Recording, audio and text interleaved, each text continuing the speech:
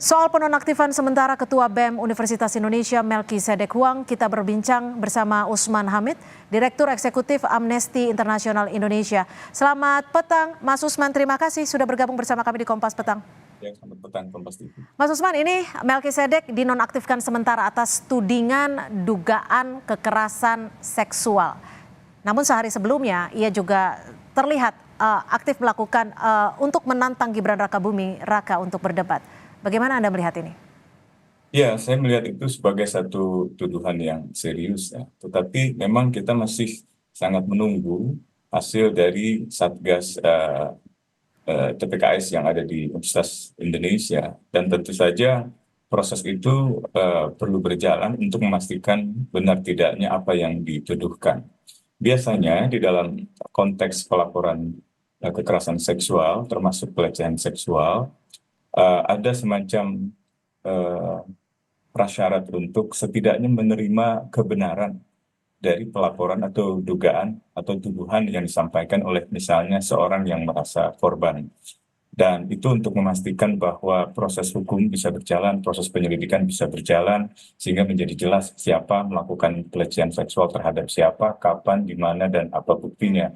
Nah, tapi hingga hari ini saya kira belum ada pegangan lah untuk kita untuk bisa memastikan itu benar-benar terjadi.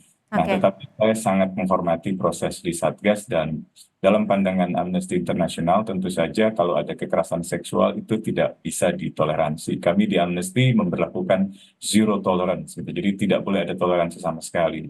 Nah, ini tentu saja kita sangat menunggu. Kami juga sudah bicara dengan Melki dan menanyakan perihal isu tersebut. Karena isu itu kan berkembang di media sosial dengan akun yang...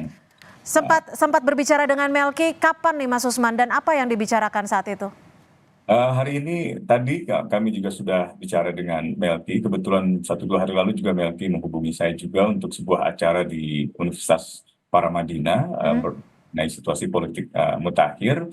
Tapi secara khusus hari ini kami membicarakan isu kekerasan seksual yang dituduhkan kepadanya dengan Melki secara langsung. Melki mengatakan bahwa ya belum merasa ada semacam tindakan atau perkataan dia yang mungkin dilakukannya dalam waktu belakangan ini yang bisa digolongkan kekerasan seksual atau misalnya pelecehan seksual. Tetapi ia menegaskan karena ia juga termasuk orang yang ikut terlibat di dalam merumuskan larangan tentang pelecehan seksual, larangan tentang kekerasan seksual di lingkungan BEM UI, ia juga menghormati aturan itu, termasuk menghormati proses pemeriksaan yang sekarang ini sedang berjalan. Dia juga mengatakan bahwa Sabtu malam lalu salah seorang sahabatnya dipanggil oleh Satgas dan dimintai keterangan. Namun hingga hari ini dia belum mengetahui apa persisnya perbuatan atau perkataan yang dituduhkan kepada Melki.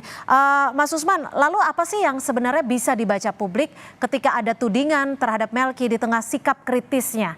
Dan tudingannya ini bisa dikatakan juga bukan main-main loh, tudingan kekerasan seksual. Ya, betul sekali, ini bukan tudingan yang main-main. Nah, kalau publik bisa membaca sebenarnya saya kira sejauh ini Melki ditempatkan oleh publik sebagai salah seorang aktivis mahasiswa yang kritis, yang vokal. Terutama namanya muncul berkali-kali ketika mengkritik putusan Mahkamah Konstitusi yang dipandangnya berbau kolusi dan nepotisme dari Presiden Jokowi yang dianggap tingkat keluarganya, anaknya melalui pemanfaatan jabatan iparnya yang juga ketua MK.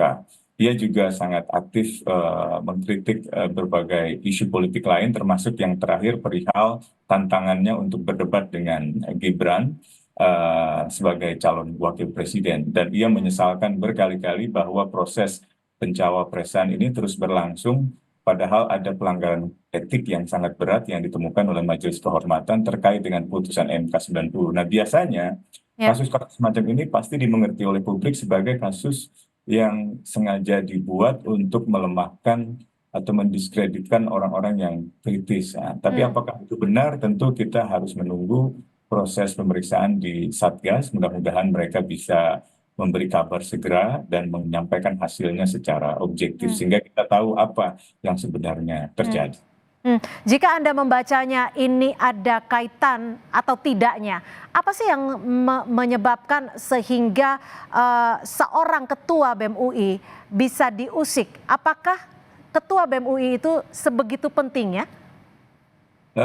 Kritik-kritik yang biasanya ditekan atau diintimidasi adalah kritik-kritik yang efektif di dalam mengungkapkan penyalahgunaan kekuasaan dan memobilisasi massa, misalnya memobilisasi demonstrasi. Jadi bukan sekedar kritik dalam pengertian pendapat-pendapat yang kritis, melainkan kritik yang secara efektif dan meyakinkan menunjukkan adanya penyalahgunaan kekuasaan Hmm, dan tuangkan dalam bentuk aksi-aksi konkret penggalangan massa. Nah, kampus UI di mana Melki memimpin Badan Eksekutif Mahasiswa adalah salah satu kampus yang punya potensi besar untuk menggalang kekuatan massa, hmm. dan kekuatan massa adalah kekuatan yang paling utama dari gerakan mahasiswa sepanjang sejarah. Jadi kalau UI bergerak atau ITB bergerak atau kampus besar seperti UGM Hmm. bergerak atau kampus swasta seperti Trisakti, Atmajaya misalnya bergerak, biasanya itu dipandang membahayakan atau meresahkan Oke. penguasa.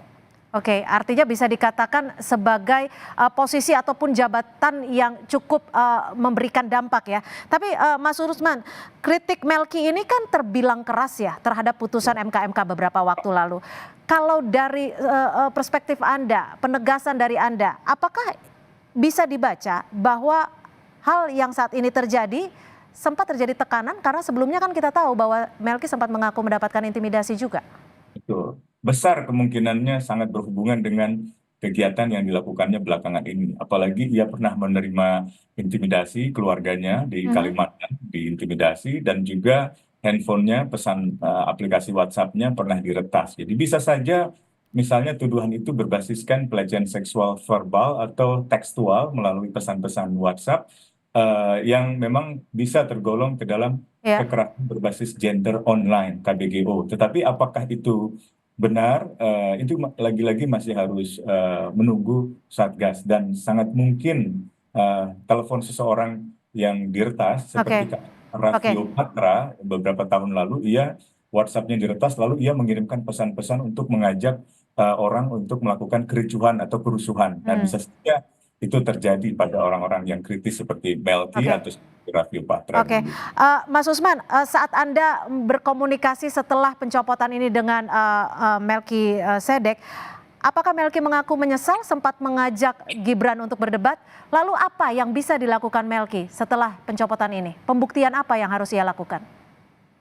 Ia sedang berusaha mengira-ngira apa yang kira-kira salah. Yang ia bisa ingat adalah misalnya berpose foto bersama orang lain, termasuk misalnya mahasiswa perempuan, tetapi itu Hmm. hanya foto-foto yang sifatnya foto biasa, misalnya setelah aksi atau dalam kegiatan aktivis mahasiswa gitu ya. Dan ia masih merasa belum menemukan apa yang sekiranya bisa tergolong ke dalam pelecehan seksual atau kekerasan seksual, dan dia tetap akan bersikap kritis. Dia tampaknya Oke, tetap akan melanjutkan kritik-kritiknya, baik itu dalam kapasitasnya sebagai ketua BEM maupun juga setelah dinonaktifkan sebagai ketua BEM. baik. Terima kasih atas perspektif Anda, Direktur Eksekutif Amnesty International Indonesia, Usman Hamid, sudah bergabung bersama kami di Kompas Petang.